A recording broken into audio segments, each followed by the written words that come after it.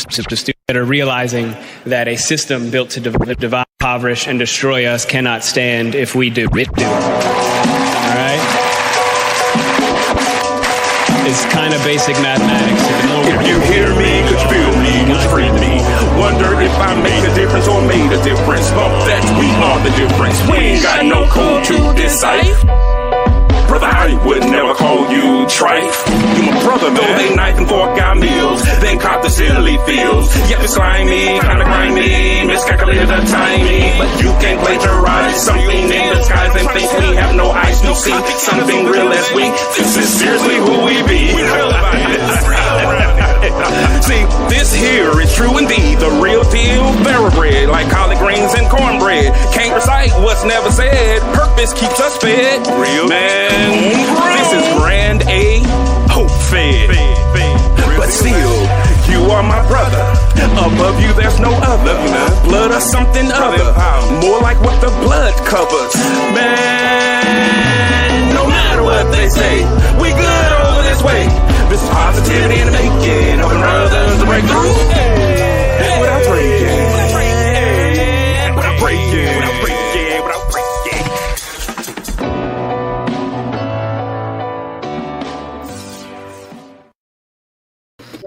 What's going on? What's going on, everybody? It's Thursday, so you know what that means. Brother Empowerment Day for the second day. So, if this is your first time watching Brother Empowerment, let me tell you, this is a show that is designed to uplift our brothers, helping our brothers and their families to break through without breaking. This is not one of those bashing shows, but it is an opportunity for us to engage in healthy conversation and hoping that something from that conversation they can take away to make their lives or someone that they know live a little bit better. So before we get to our guest, bro, how was your week?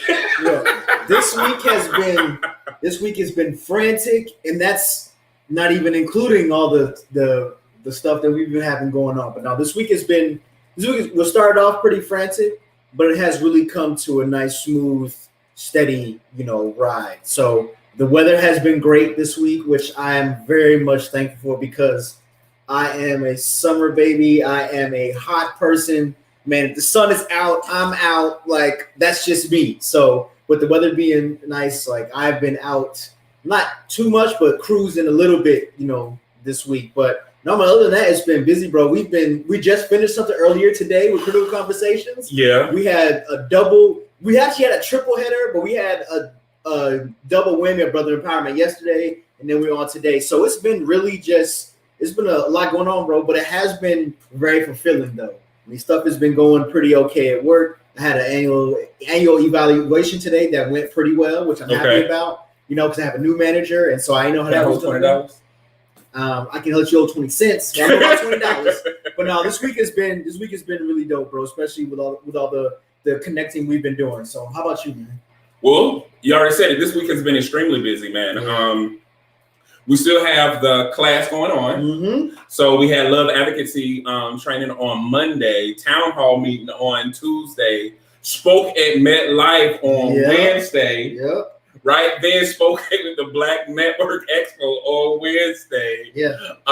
We had a planning committee for Juneteenth on Wednesday. Mm-hmm. Then we had the special Brother Empowerment last night. So guys, if y'all haven't seen that was like amazing. We had international transformational coach Jonathan J.C. Carroll on that. And it was like bananas. Mm-hmm. And then today we had Critical Conversations with Kenya Thompson. That was sick. So guys, it's on the Facebook page, it's on everywhere. So check it out. We got a little snippet of it, but go back and look at that too. And then I'm excited about the people we have on now. Yeah. We got some amazing people on, but guys, for those who are looking for different ways to stay connected, just realize, guys, that a couple of things. One, we do have the Brother Empowerment podcast that is available. Mm-hmm. So for y'all who are working and can't really watch the visual, you can hear us. So make sure you connect with us, find all that information out at loveisapparable.com. If you're looking for something better, like success in fulfillment, it's one thing to have success, but then what about fulfillment in that success? Go ahead and pick up that visual that can be found at Love is Apparable. You have DG McGee with DG McGee Enterprises, along with our boy Nathaniel J. Brown with This Functional Life Wellness. That is available right now. And the best way to stay engaged is always go to loveisapparable.com/happenings to know everything that we're doing. But last but not least, the second installment of our curriculum is available right now. The foreword was written by my lovely wife, Lolita. So it's a family affair with these books, guys. This is a phenomenal time. But you know what? I'm going to stop talking about us. And we're going to talk about our guests because I'm excited about these. Yeah. So, guest, tell the people who you are, who you is, who you be. I guess we'll start with LaTasco. Yep. Since you're at the top.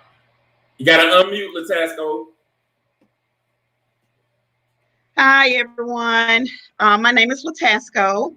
I'm a registered vascular technologist. I've been in the medical field for 20 plus years. I'm a trader in the foreign exchange market, and I'm a love advocate. Yes, she is. Oh, you did? That's all? I'm gonna say that's it? You're not going to tell what you're working on? Shortest intro ever on the show. Jay, yes. Well, I got a lot in store. Like I said, I'm a trader in the foreign exchange market, so I'm trying to branch out and introduce this new skill to my family, friends. You know, I've seen that a lot of people are not knowledgeable about that area. I am looking to start a business where I offer resources to mostly women, but resources to men as well.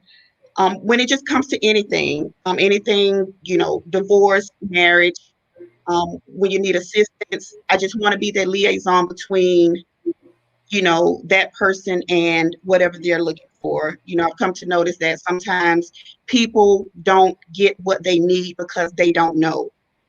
And, you know, I want to be that resource. I've gone through a lot in life.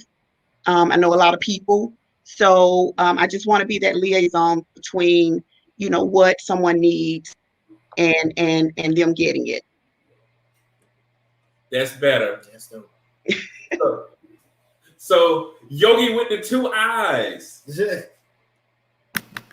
Hey.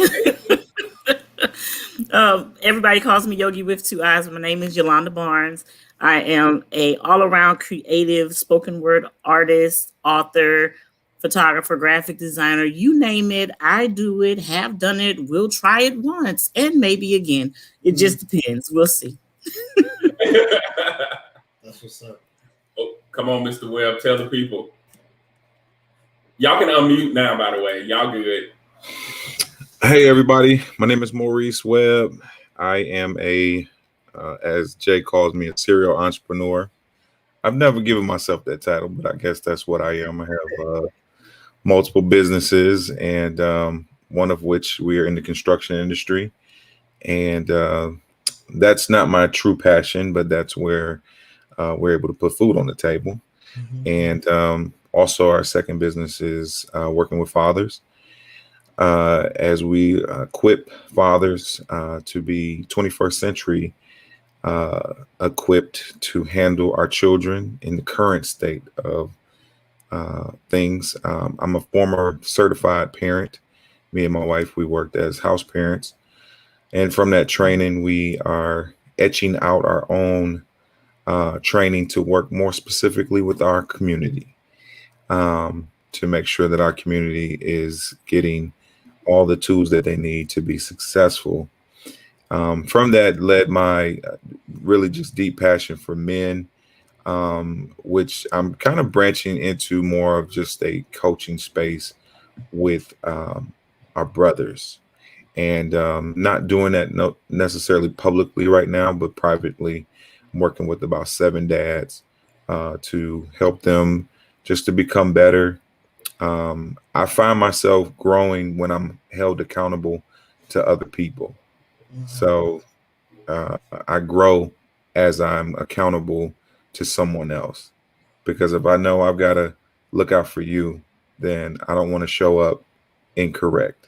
So it keeps me up at night, but when your passion is to move forward in the areas of things that you love, you make those sacrifices. So married for 15 years, 3 kids, all girls. So that's my life. Glad to be here as well. And so grateful to be on tonight. I just want to say one clarifying thing. Multiple successful businesses. So that's important, because a lot of people are just sitting there starting stuff up, but I love the fact that you follow things through. But before we get into that whole discussion, guys, because I'm gonna tell you like some amazing things about all of these guests, bro, tell who we got viewing. We got a nice little crew right now. So of course, you see in the comments, Ahmed is on. What's up, Ahmed, man? We have Chanel is on. Hey, Chanel. Chanel. Kimberly is on. Hey, Kimberly. Rashia is on. Hey, Rashia. Hey, Rashia. Jack Wilkinson is on. What's up, Jack, bro? What's going on, Jack? Let's see who else. Tara's on. Hey, sis.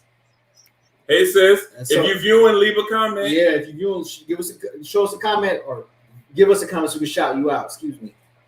And YouTube land, we got Sean over there. Yep. And then we got Shantika. Hey, y'all. What's going on? So I'm excited to have these people on, bro, because first of all, when I first started out teaching, this is wasn't my first group, because when I first started out teaching, I was up at 24 years old. So it was so funny. But when I got a little bit more professional teaching at a collegiate level, LaTasco was in that first group of like professionals. Like all of them worked in the field and they actually had more experience than I did. Wow.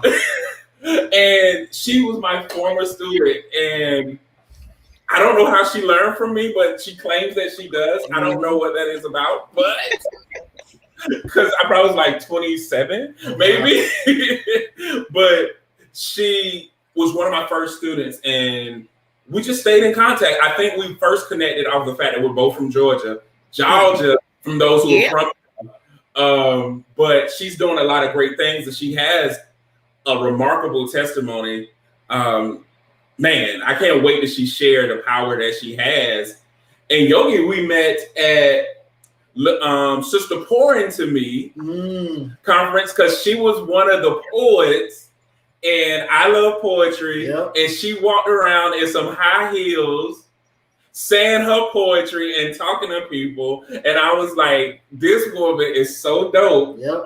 And she always helped anybody. Like, she don't even know you, but if she see you doing something good, she's gonna support you. Yeah, that is like phenomenal. Yeah, it really is, though. It really is. And then Maurice, I actually met via Facebook because he tagged Ed Dudley in a live that he was doing.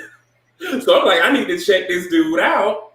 We never met. We went to a movie shoot together. We were stand-ins. Yeah, and we in place together. Okay. And we literally had a conversation that whole night, and that's been my brother ever since. So I'm excited about it. And you got people that are already talking about it, like Yogii. He's my frat brother, so he's part of Phi Beta Sigma Fraternity Incorporated. He was like, hey, you need to get your contact information. I put her LinkedIn in the comments, so you can, her link tree in the comments, so you can get in contact with her that way too. And they was talking about wealth of knowledge and experiences on what's going on with Sean, bro? What's good, man? So let's talk about a couple of statistics. You ready, bro? Yeah. Researchers have found that at least 1 in 6 men have experienced sexual abuse or assault, whether in childhood or as adults. Top 3 causes of men's death: heart disease, cancer, and unintentional injuries.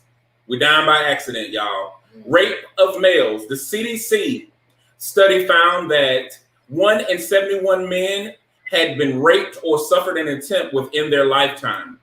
That same study showed that 4.8% of men surveyed had been forced to penetrate someone else, and is usually an intimate partner or an acquaintance. Men die 3.53 times more often than women. Top 5 fears for men: body image, money, height, intimidation, fear of other men, and being inexperienced in all areas. 1 in 3 women, 1 in 4 men experience some form of physical violence by an intimate partner.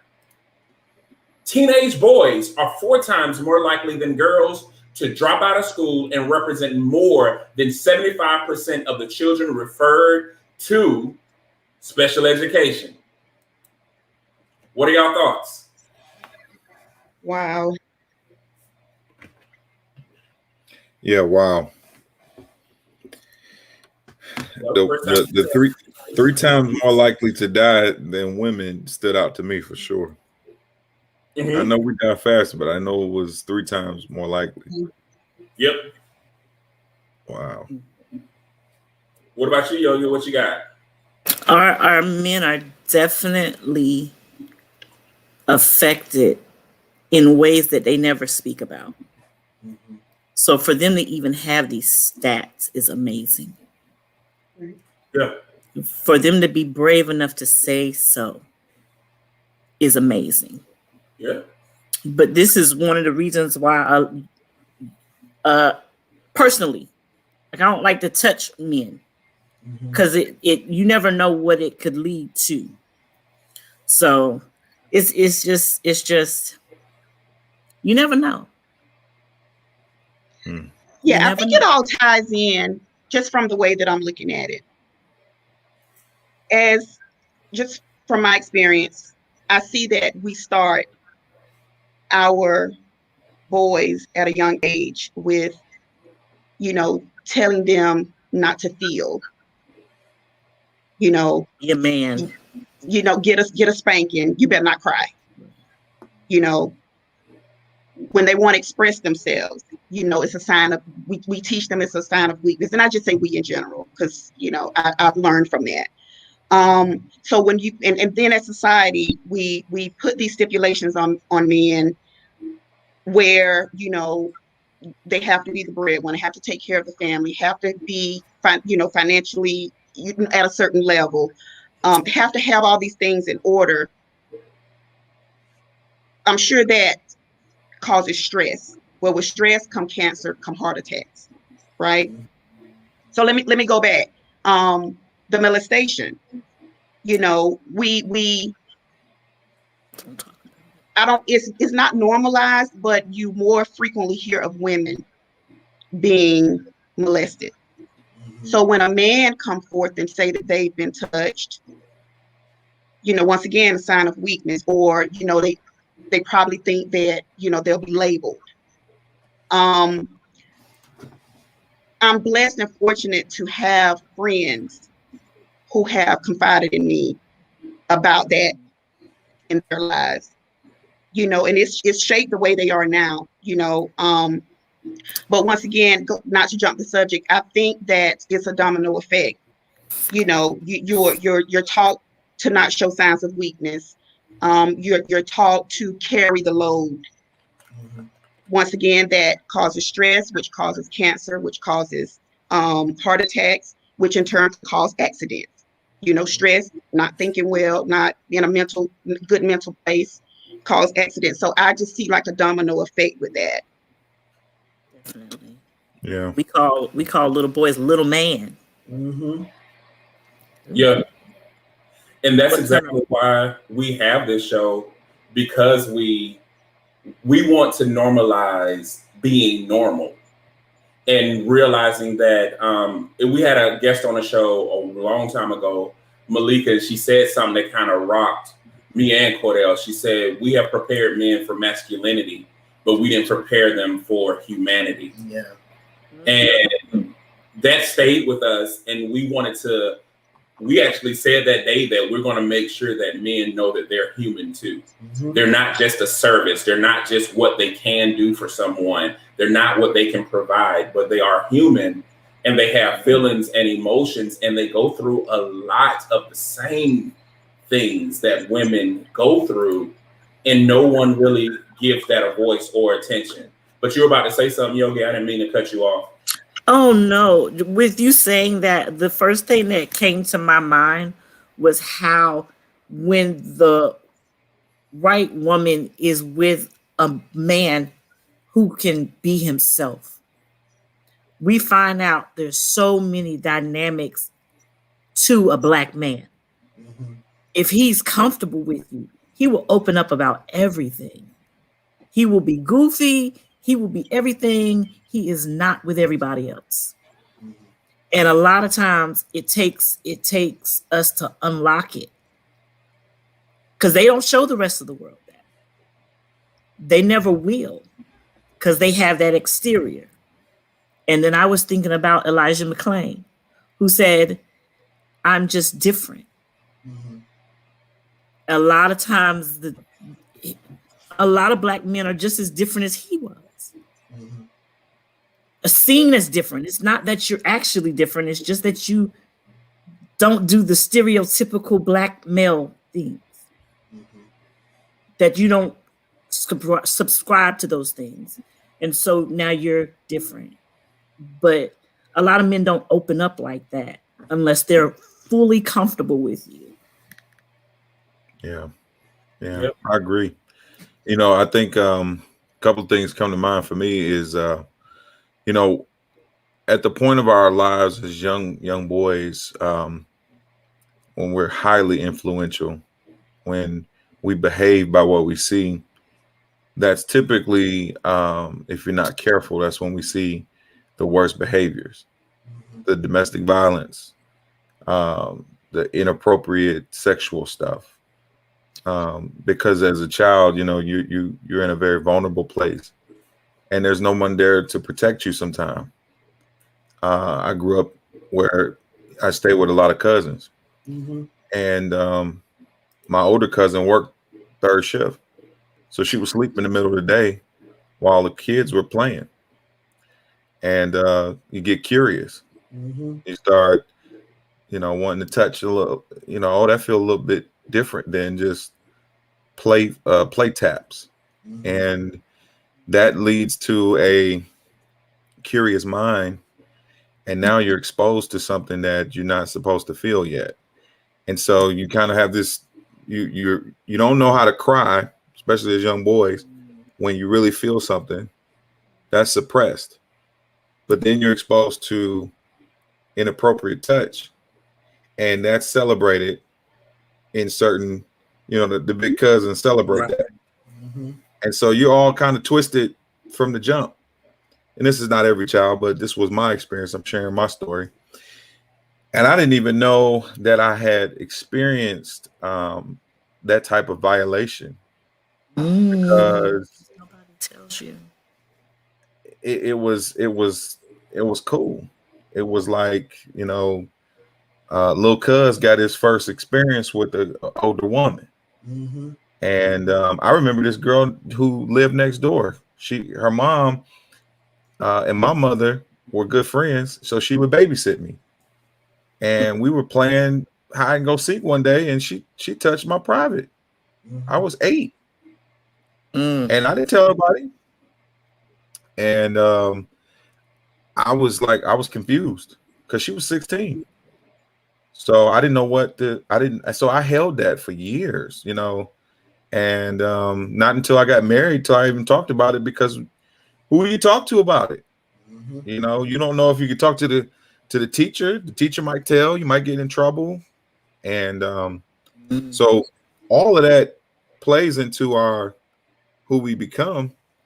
And to the point about stress creates cortisol, which is a hormone in the body, which if it's not managed, that's how we gain weight.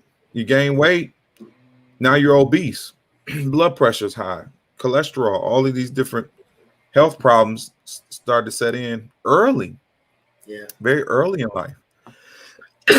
no wonder we're leaving out of here sooner than we're supposed to. So I'm going to the doctor in the morning. Check me up, doctor. Let me know I'm doing all right. Yeah. I'm gonna be here every 6 months. Yeah. I'm paying for this insurance, so let's go ahead and use it. Absolutely. No, that's right. And I'm just thankful that I'm married to someone who I can open up to. We talk about these things. I don't hide them.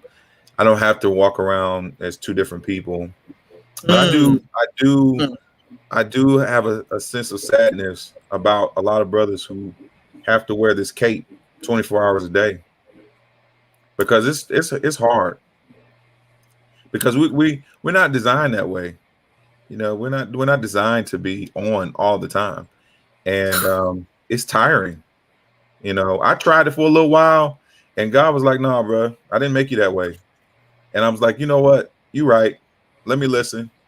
So I don't live my life that way anymore, but I know that's a lot of people's story. So yeah, deep stuff, man. Deep stuff. Yeah. Discussion topics yet. Yeah. Who's there to protect the child? Like, who's there to protect the child? Yeah. Well, it's interesting that you say that, because the child never leaves. We just learn how to be adults. We're always children. We're always going into new experiences and learning something that we've never learned. It's the adulting part. And that is the challenge. And no one speaks to the child because they assume that the child is left, but the child is still there. So that same hurting child is still there. Yeah. You know, and people miss things because those who are religious talk about, well, you need to put childish things away. It didn't say put the child away. Wow. So as you grow, you don't do the same thing you did in previous states, but nowhere did it say throw the child away. Throw the things away that the child did, meaning throw away the ignorance. But now that you're in knowledge, you shouldn't act as if you're ignorant. Yeah. And you know, one of the things that we realize we miss in life is being childlike. Yes. Because when you're childlike, you have this insatiable joy. It's like it's a euphoric feeling. And you work, you build businesses, you do all of these things, and you don't have the same fulfillment. And you realize, man, I've lost a part of myself. And I think what we sometimes lose, or what gets buried, is the ability to just tap in and just have joy like a child. Like a child is carefree. They don't have bills. My 2-year-old runs around like, look, what's up? What are we doing today? And it's something to be reminded in ourselves that, yeah, we can still do that, even though we have all of these adult responsibilities. You know, that's something that we should protect. Well, let's get into it. What are your general thoughts on the state of Black America? Black America. Oh, I'll go first. Go ahead. I think that we are learning how to. Your wife talking about, and she does. Yeah, my daughter. She's talking about my daughter. You know, I think that I really am hopeful about Black America. I know that there's a population of us who we're still trying to get up from that struggling place. But I think that there's also a population of us who care deeply about the Black American experience and want to help. I will also say that I believe that, and I've always said this, someone actually clowned me for this, but I do believe that Black women are the smartest species in this country. They clowned you for why? Yeah. I think, you know, I've watched y'all wear so many different hats and do it well. So I get the whole pampering and the experience that y'all have to go through now, because I'm like, yeah, y'all some real soldiers.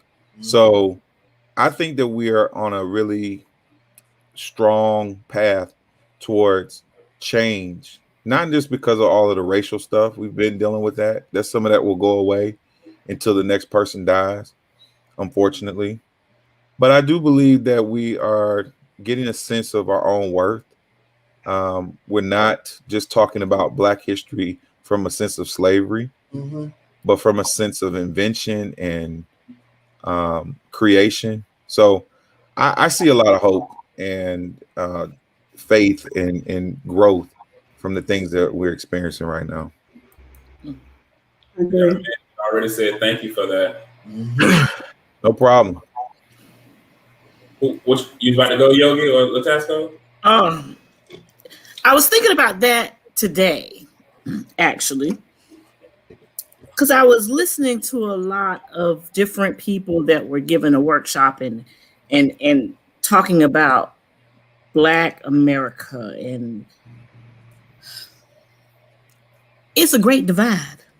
It's divided between the people that glue their hair with Gorilla Glue and people that are, looking about blockchain and trying to find out about, Bitcoins. I mean, we're right down the middle. If we can just get the other side to come over just a little bit more with us, we might be all right. But this is what I need for us to understand, is that we don't need anyone's approval for anything. We are matter. We didn't have to start mattering. Yeah. Period. But that's for the young folk. Period. Like we our ancestors, think about it. Nothing. Given the worst of the worst, the bottom of the barrel, and still made gourmet, still made millionaires, still made a way for us to be here now. With real and we resistance. can't do nothing with what we got right now.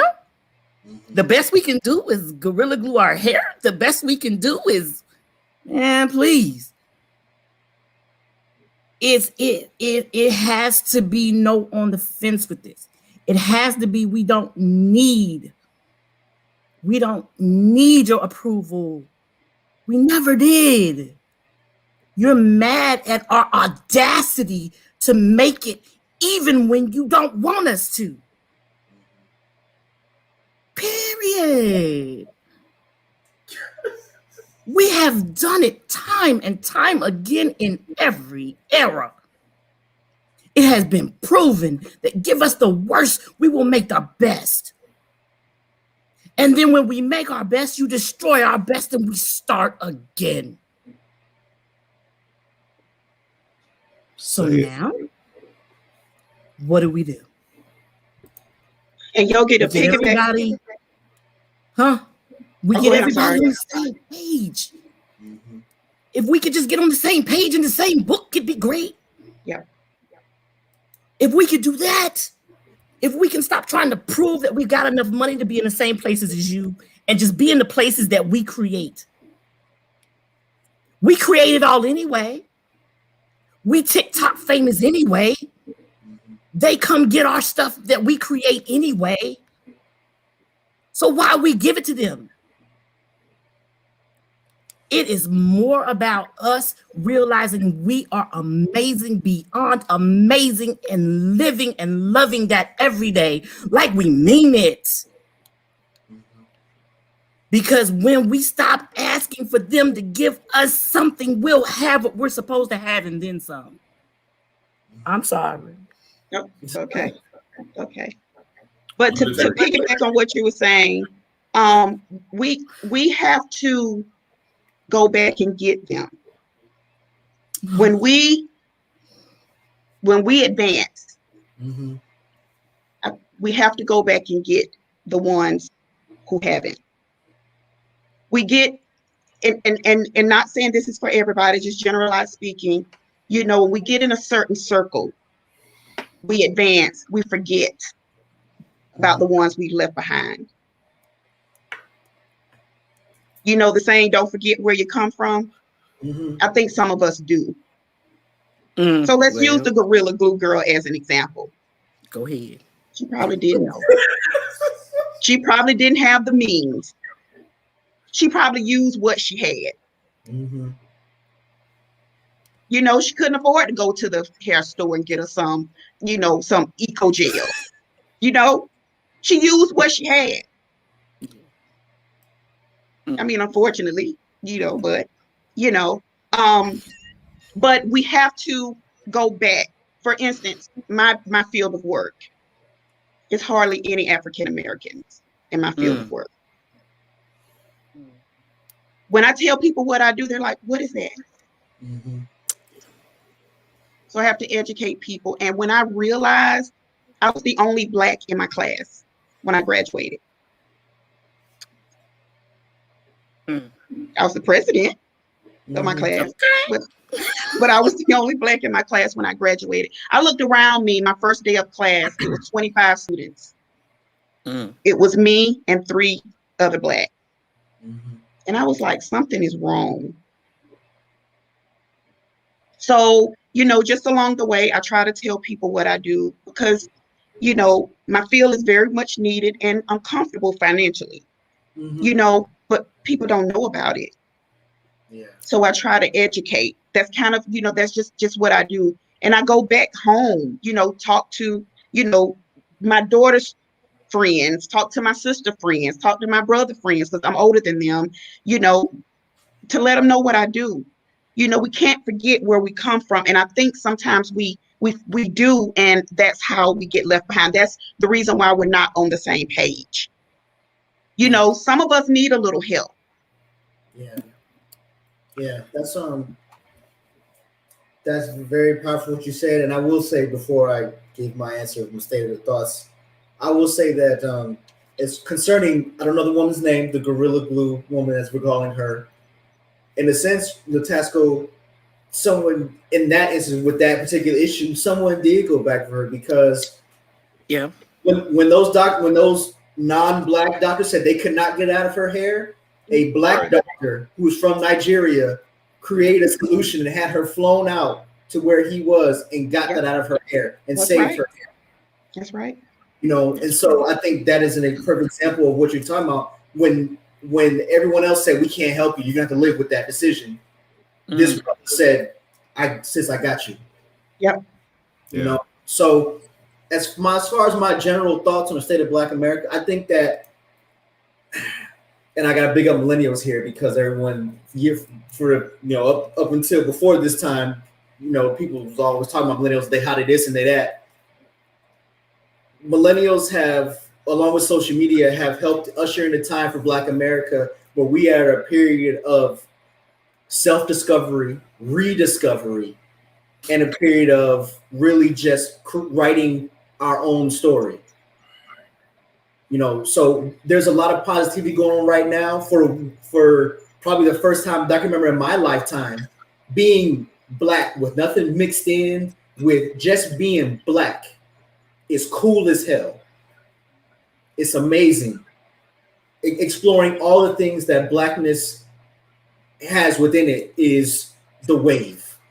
It's meant we got other people who aren't Black jumping on our way pretending because they want in. And it's now, that is probably now more than I've seen than ever. I remember when I went back in high school, for me, for everyone, I was in high school and the thing was, you know, Black people say I'm mixed with that because being just Black wasn't cool. And it was like that for quite a while. Now we're at the opposite end. Black is the new Black. Black is Black and Black is cool as hell. The only two things that I would say that I have as far as that's negative that I would say is that, like Yogii was saying, we still seem the divide is still there. There's still way too many of us as a community who are focused on what makes us different and wanting to separate off of that instead of appreciating those differences. You know, and so we still have the divide there, and we also have we're still just fighting ourselves, just period. You know what I mean? Like, yeah, you're right. So we're still just fighting. We're still just fighting ourselves. So that's what I'll say is that, you know, the divide is still there, and we're still, you know, we're still fighting ourselves. You know, when it's other people are taking that and using that to exploit us. While we're fighting ourselves, they run around taking stuff and then saying, "Oh man, they took it. They took it from you." And then so that just makes it worse. So that's all I got. Woo. Yeah, I see you cussing on this show. I'm telling you. I'm gonna tell you. Man. We on the show and you done got mad, Michael Evans. Y'all. But no, I think when we start talking about the general, just the general thoughts of Black America is just that. It's generalized in a sense of the divide. I get what Yogii is saying, and I get what LaTasco is saying. The divide is actually deeper than that. It's between our reflection and image. Mm-hmm. We spend so much time looking in the mirror, not realizing that the mirror is distorted light. That's not who you are. Mm-hmm. Because the mirror can't in no way absorb the amount of light that's within you. Because come on now. And light, black is the only color in the spectrum that absorbs light. Mm-hmm. Every other color reflects light. Yes. The problem is we think that America is our reflection. It isn't. It's a blemish. Mm-hmm. Our image is so much more than that. See, we won't have to say that we mix with anything if we understood our image because we created everything. Mm-hmm. So everything is of us, Mm-hmm. not us of everything. And I think that a lot of people miss all of that. So the divide is we need to stop looking in the mirror because that's not who you are. That's who they want you to believe that you are. You are so much more than that. And you sitting there still counting gifts and talents and skills when there is no limit to the things that you could do because you are one who absorbs all. See, black is not a curse. Right. It's a blessing. Mm-hmm. That's why everything is designed to exclude you. When you're the exception, they try to exclude you so that they can balance the playing field. Yep. But if they include you, they know that there is no level to winning. That's why they don't want you to know the history. That's why on maps, they have reduced the size of Africa because they don't want it to appear as big as other areas. That's why they're changing things from ethnicity to race to confuse people to think that they are the same so that they can rewrite history. Simone Biles you. This is a true reflection of who you are and what you were created to be. If you're not powerful, they wouldn't try to blot you out. Yep. And so what we're seeing right now, the generalized thoughts is I don't see the divide in, for real, the Gorilla Glue girls from our Afro girls, our natural girls, our extension girls, our protective style girls. I don't see the divide there because I realize we're all stretching trying to get out of this thing. And there are some people that look at things and say, hey, I just want my hair to be a certain way because I can. And I think a lot of people confuse privilege with right. Mm-hmm. I have a right to vote, but it's my privilege if I want to do it or not. Right. I have a right to be natural, but it's my privilege if I want to do it or not. And we need to stop giving people statements as if they have no choice when they really do. So a lot of times what I'm seeing the divide is if we spent more time telling people about their image, we wouldn't be fighting these reflections. We shadow boxing, and we got to stop shadow boxing and show people who they are organically. Okay. Yes. Okay, man. Okay. Wu-Tang. Well stated, brother. Well stated. Word. There's a whole. I wish I could have recorded it, but it is being recorded. You know what? Listen, Cutter boy. Black America is America. The problem is we don't own our own culture now. It's being used by people outside of the culture to push agendas that might not necessarily be in favor of the Black culture. It's time to take it back. Hey, can I say this? Hold on one second, bro. And then Rashida said, our people perish for a lack of knowledge, not just higher education, but the knowledge of self-education, etc. I'm with LaTasco in that we need to go back and get our people pour into one another. Y'all keep them coming in. Up. There aren't any tambourine emotions. And the younger people think they represent the Black culture and they don't. And then Sherry said I had to use Vaseline and water because we couldn't afford Blue Royal Crown grease. Yeah. What you was about to say, brother? You mentioned earlier that you gave me a compliment. You said that you were a successful business owner. And there's something that I read that was illuminated as you were talking, and great comments from all of the panelists tonight. But one of the things that came up was I read this story. It was out of an ebook. It was like a free ebook off of it wasn't even marketed well, right? Mm-hmm. But the material was good. Sometimes you get the best material from the weirdest places. But it said, would you rather be a Knights Templar or a blacksmith? And it gives this example of what the two differences are. The Knights Templar is, of course, the knight in shining armor. He's the one that's out front. He's the one that is, when he wins, he gets all the credit. If he loses, he gets all the criticism. But either way, he's the one that's out front. No one ever talks about the blacksmith who sharpened his sword. But without that sword being sharpened, he can't go into battle fully equipped. And so the point of the story was, would you rather be known or unknown and yet be effective in all areas of life where you are the system? Right? And one of the things in our culture that we've been sold is that in order to be successful, we only got two ways to get there. Either to sell out or be super talented that nobody can deny you. But the problem with that is that none of us are LeBron James, Tiger Woods, or Michael Jordan, right? So we feel inadequate because we don't have a superhuman talent. So the only thing for us to do is to sell out. We think that those are the options. But I've lived my life as the blacksmith. See, people will see your success, but they don't know your story. I've had so many nights of just driving by myself, falling asleep at the wheel. Because I realized that I would rather sacrifice my social life completely for the sake of my future. Now, during COVID, I'm growing because of all of those years of doing the things that I needed to do before now. My COVID started 5 years ago. But I was making those sacrifices because I knew what was in me. I told my wife, nobody will ever fire me from a job again. Never, ever.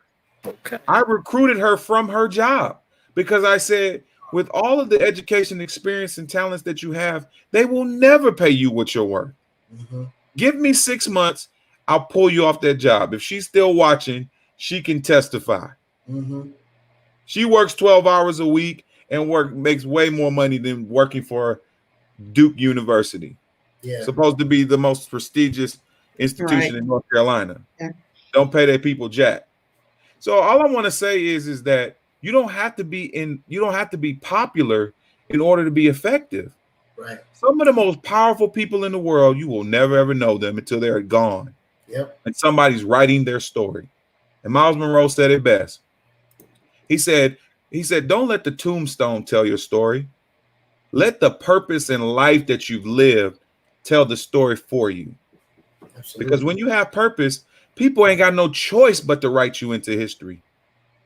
So that's all I want to say to our people is that our power is not in being the most popular or having the most likes.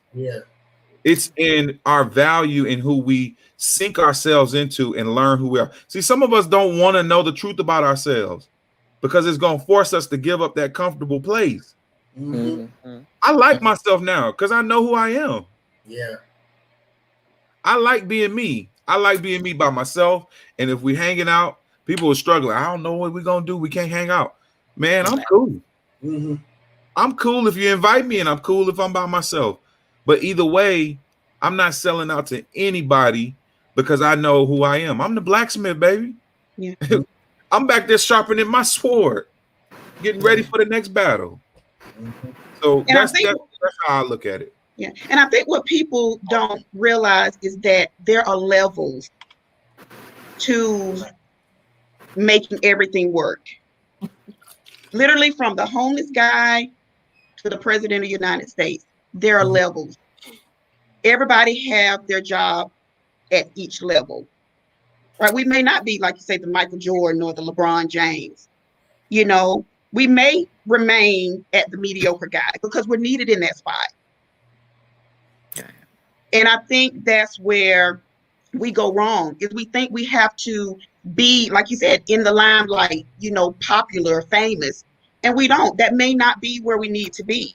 We may need to be the low guy on the totem pole to help whoever is to come next. And I think if we realize there are levels and be comfortable at the place that we are and do the necessary things we need to do and allow God to advance us, if that's what is in our path, then we'll Let me tell you something. My grandmother, she ran our whole family from a wheelchair with one leg. Come on. But she was a whole system by herself. She was Black history all over. She was our ancestry. And to this day, the people who are doing things, I'm watching my cousins pop up on Facebook with new businesses. And I'm saying, you don't even realize it, but that was your grandmama. That's your great grandmama coming out of you right there. And they just now finding out what I've known because I live with her. But I'm saying to myself, she was not a popular person amongst the groups, but she handled her business. And I'm saying we don't have to be fed this story that in order to be significant, I have to be validated by something that's superficial. You know, that's the thing that I think I'm hoping and praying that we get out of that and start to get to a level of life where it's like you mentioned it. You said we're at different levels, but that don't mean we can't be effective. Right. Exactly. I got 7 dads that I'm trying to help get to the next level right now. I'm not trying to get 20, 30, but if it happens, so be it. But whatever is in front of me, that's what I'm trying to do. And I ain't advertised nothing on Facebook because I'm like, I don't need to do that. I just need to keep sharpening the sword. There you go. So we can win. Because if we don't have tools to go to war with, we ain't gonna win the battle. We ain't gonna win the war. We ain't gonna win none of it. So I will say this, which I do love what you guys are saying, and I just want to clarify, because when we start talking about the levels to this, we got to realize that it's not linear. It's circular. And everybody has their role to play. And this is what's very important. You don't practice outside of your jurisdiction. Stay in line. Right to come to exactly. Saying these lines wrong. I have no right to come in Maurice's house and say you raising these kids wrong. See, because you're missing the point. You were gifted with something for a reason. And there is a lot of things coming on. And the biggest lie has been told that we got to all come together and do one thing at a time. That is the biggest lie. We can hit several things at one time if we all know what we're doing. Right. Case in point, Jay is an educator. He know his gifting. He know his calling. He know his purpose. I don't need to talk to you about that. That's what I do. That's my area. And I went to school for this. Yeah. And I worked. I bust my butt for this. So you who are not a teacher have no right to tell me not to teach. Because you don't understand that. So when you tell me, well, what love got to do with it, you not Tina Turner. You can't tell me what I'm doing is not effective because the lives are changing and what I'm doing so you can live another day. You don't have a right to tell people that what they're doing doesn't work. Clarification. They're saying it don't take social media to validate you, but they're not saying you don't need to be on social media. Right. We're a social media organization. Sure is. Right. Our whole mission started by accident on Facebook. So know your lane and stay in it. Stop trying to drive two cars going in two different directions at the same time. Yeah. You're a wreck, not going to cause a wreck. You are a wreck inside when you try to tell somebody else not to do their purpose. What we have to do is start seeing other people's light and work together collectively. There you go. And so this is one of the things, because people say, well, how do we work towards unity? When you understand who you are, you begin to see people for who they are. That's one step closer to togetherness right there. And so one of the things that is so foreign is that we don't know what Black excellence truly is, because we are so used to praising the dead. When we looking at living legends, everybody that we have brought on Brother Empowerment is someone who is making a strong impact, someone that we know it is doing something. They are not only a living legend, they have living legacy. And we need to learn how to connect and stop all of this fighting, because I will never be against Maurice. Maurice had a scholarship that he was giving businesses, giving other businesses scholarships, but I didn't qualify based on the criteria. And I didn't go to Maurice and say, you need to change your criteria. I was just glad somebody is going to get that money. Yeah. Yeah. We're going to do it again this year, bro. No, I'm just saying. And he my friend. I could have used the friend code like, bro, you my friend. Come on, you could have threw me that money. No, it's not about that. It's not about that. The thing is, we all have a purpose and we got to help each other collectively. And that's also why I spend time. For those who don't want to talk about race education and racism, let me do that. I'm fine. I talk to everybody because I want everybody to know the importance of it. You ain't got to talk about it. If you want to send them to Google, just send them to loveisparable.com. We'll talk to them. Just stay in your jurisdiction. If you can't do that, don't do it. If you can't have the tough conversations, don't have them. Send them to the people that will, but don't try to cut the hands of those individuals who are also pulling the same rope with you.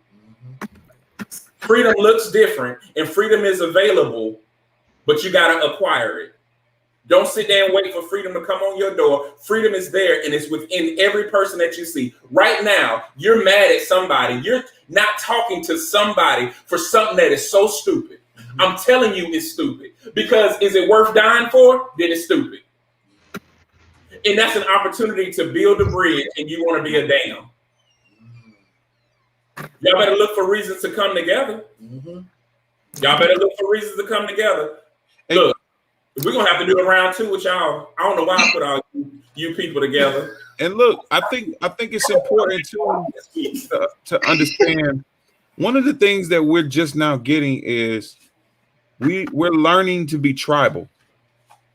Yep. Right. We're a tribal people, but we're learning to implement the power of tribes, because tribes operate on there's no key man, there's a key vision. And we come together and we get in these collective skill groups, at a micro level with a bigger purpose. And then we come together collectively, right? So we come together on the local level, state level, then the national level, then the international level. And we're starting to get that. Unfortunately, it's become more about race than about other things, right? That it could be. But whatever gets the boat started, that's what gets the boat started. And I think that's one of the areas where if we start to get in the lane, like, for instance, I always had this notion like, okay, we're going to build this business. We're going to start employing people, right? That's going to be our way of really making an impact in our community. But now I'm starting to say, how can we help people build a business in an area where we're lacking and then contract them, and then teach them there's a gap here that if you feel this need, right? Because we talk about our people not being in certain industries where we can really change the game. Bro, start a business doing this. I'm going to contract you, and then I'm going to connect you to 10 other people that are going to contract you, and you're going to probably make $100,000 in your first year. Because I know the gaps, because I know what I need for my company, and I don't want to do this. I'm going to teach you how to do it. You make the money, and then that's a whole nother level of success that started. So it's so many ways we can help each other, but we got to continue to say, look, I'm not going to give up on my people because some of them don't want it. Yes. Some of them don't want it. Or maybe you're not the one to get the message to them. But I'm not going to give up on trying. I got brothers that we've had to fire, and they called me all kind of names. But at the same time, it's like, okay, we're going to get better in our process for the next time. Okay, we can do that differently. But I'm always going to be about my people first. Yeah, I feel at this point I need to say, to be clear, I ain't gonna leave nobody behind. I love my people too. My people just all over the place. Yeah. And we have to. We just be the herder. We just be the herder. We just bring them. We be the herder. They're all over the place. We all over the place. And I just want to make sure that I'm clear. Yeah. That I will help anybody. Yes.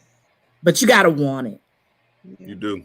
And you gotta understand that it's something in you that's amazing that needs to be sparked. And that's what's missing in a lot of the ones that don't know. Yeah. They don't know they're amazing. They don't know they're special. They don't know they're awesome. They don't know they have something to give the world that nobody else can give but them. Right. And nobody's ever nurtured that in them. Right. And that's the part that's missing. Yeah. That's the part that's missing, is that nurturing, that growth of their inner knowing that they are special, because they don't know it. So they do foolish stuff to get attention. And they get the attention, but they miss the mark. I still love them. I just wanted to be clear about that. I still love them and I still help them. I just need them all to understand they're amazing and they can do better. I think that a lot of people, well, those who've been following Love is Parable, they know our mission, our vision. So they know the type of people that we allow on this platform. So that goes without even being said. And I think that a lot of people don't know how to have healthy conversations about Blackness without being anti. You can have Black pride without being anti-other. It's not a give and take. And I think that if we focus collectively, on one hand, we can't fight for an opportunity to breathe, but choke a brother for saying something that we disagree with. We can't sit there and say that, call every woman a Black queen except your baby mother. Right. That part. Yeah. We can't continue to have these schizophrenic conversations with ourselves. And this is why we got to stop screaming at the mirror.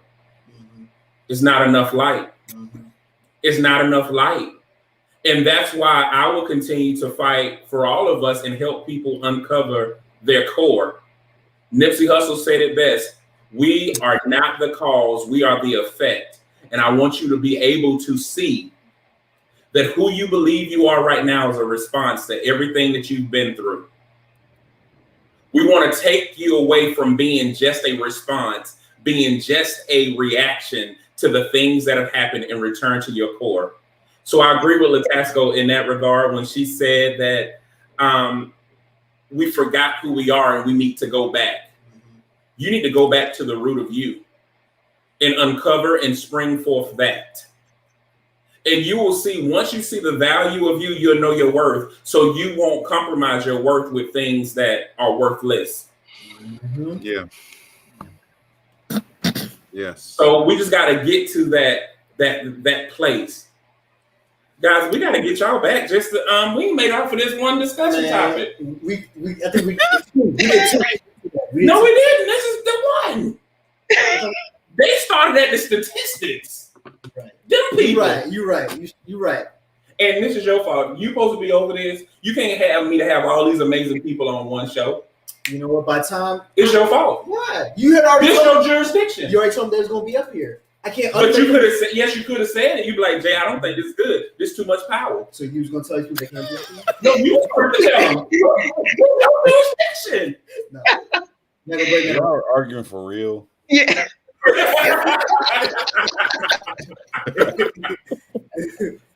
Well, listen, guys. Look, let me get this off of this. Let me get this banner off.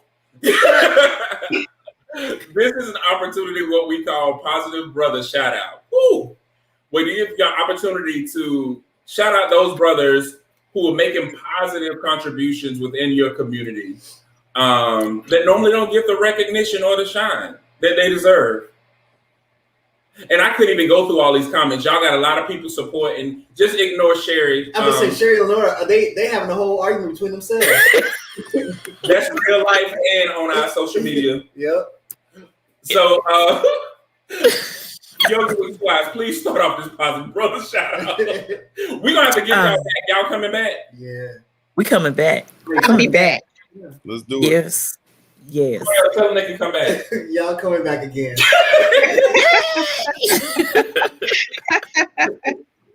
I want to give a shout out to the brothers who don't ever get shout outs. Yeah. How about that? The ones that are quiet is kept. They got their head down. They focus. They moving, and they think nobody's watching. I see you. Mm-hmm. I appreciate you. I love you. And yeah. Thank you, Yogii. Maurice, I'm gonna let you go now. We're gonna let LaTasco close it out. I want to shout out brothers who are taking care of their kids. Mm. And can't always figure out the right answer, but they're there. They're there, and they see the future, and they're invested. Mm-hmm. And to the ones who haven't, if you're on tonight, just pick it up tomorrow and do better. Mm-hmm. You don't have to start from 3-4 years ago. Just start from tomorrow. Mm. And who you are is enough. You don't have to be anything but yourself.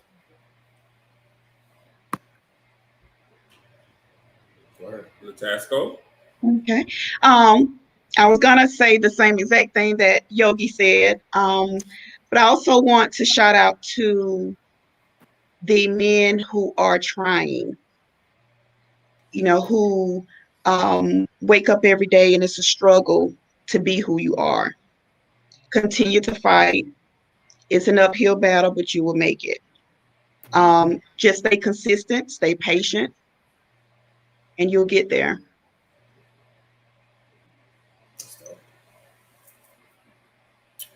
Oh, it's my turn. I was like, oh, okay, silence. All right, my turn. No, I definitely want to shout out my brother Jay, like I always do. This week we pulled a triple header this week with just the conversation stuff, but we have been busy with other stuff too. But we really stretched ourselves this week, and you know what I'm saying, my brother was knocking it out the park for real, man. So I definitely got to shout him out just because we talk about light.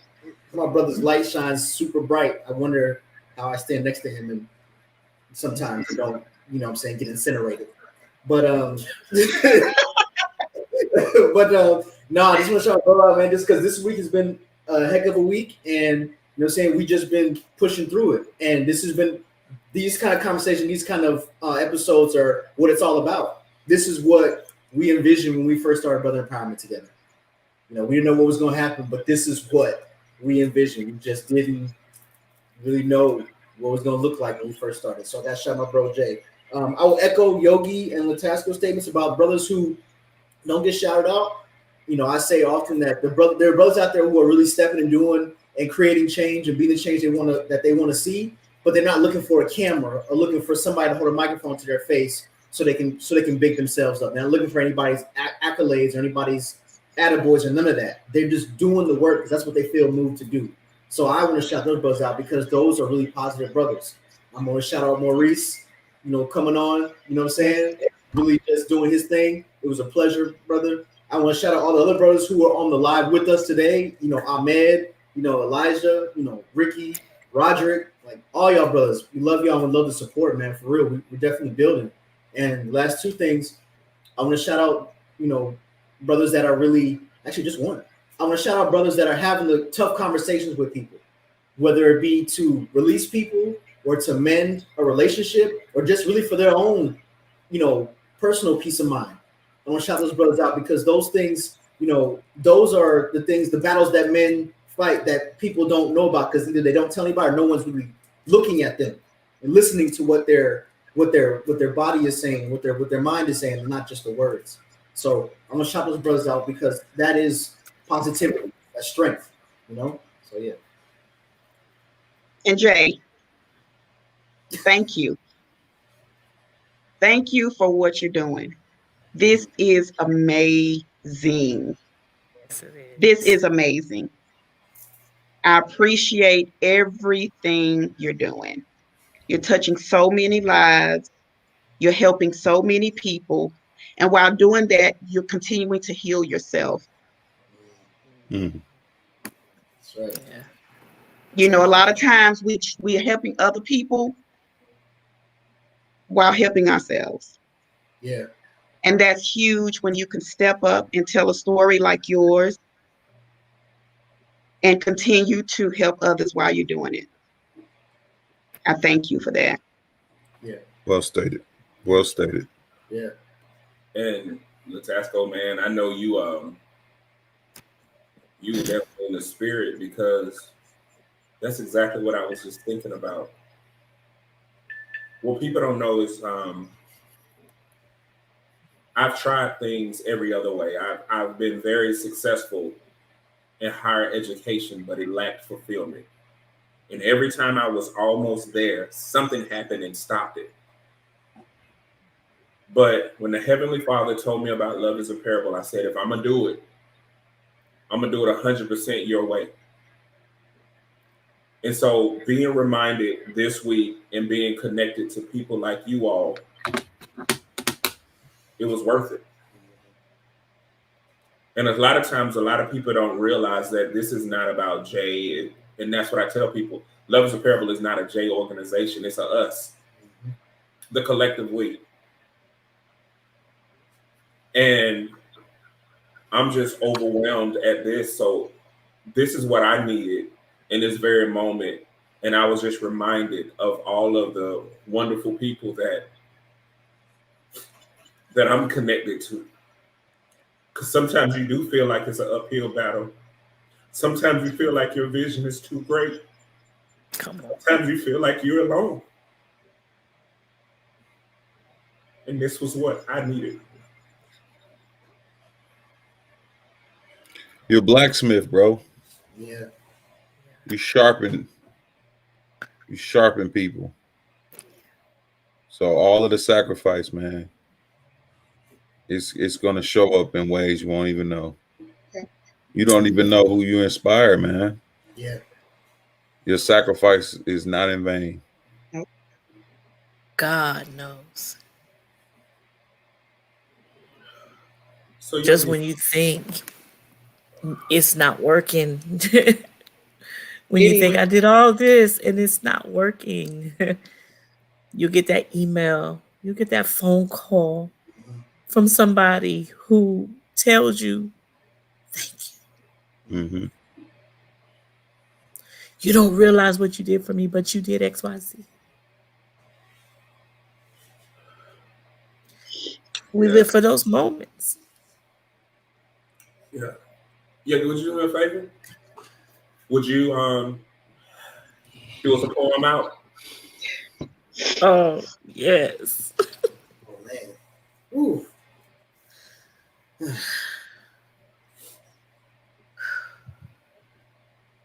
Never would have made it. Never would have made it without you. I would have lost it all. And I thought I did. My mind, my time wasted, or at least I thought it was, until I knew these words would work and weave their way into the world. I never knew what I was doing, just knew I was flowing, going on, trying to stand on stages and smile, look pretty. But it was more than that. It was my story, my back.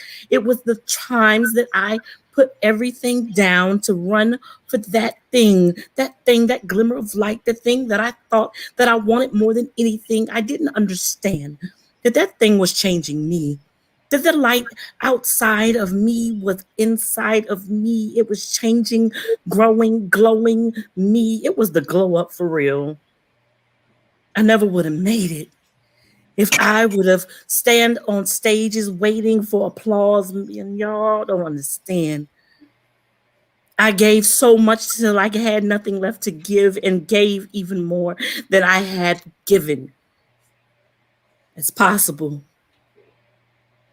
to stand and have nothing left, but have everything that you gained from all the seeds you planted and harvested and never understood you were farming in the first place.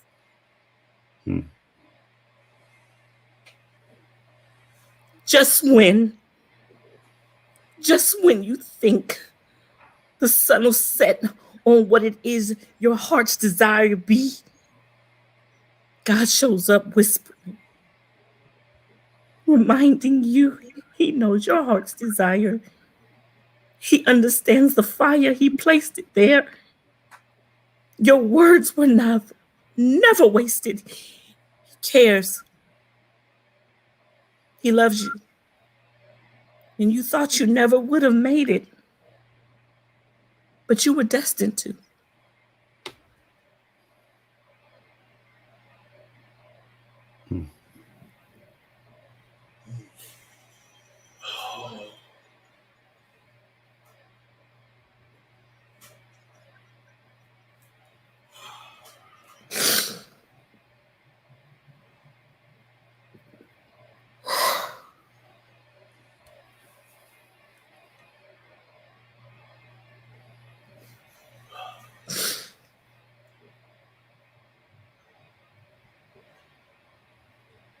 Like we tell y'all every week, if you feel like you have nobody else that love you, they care about you.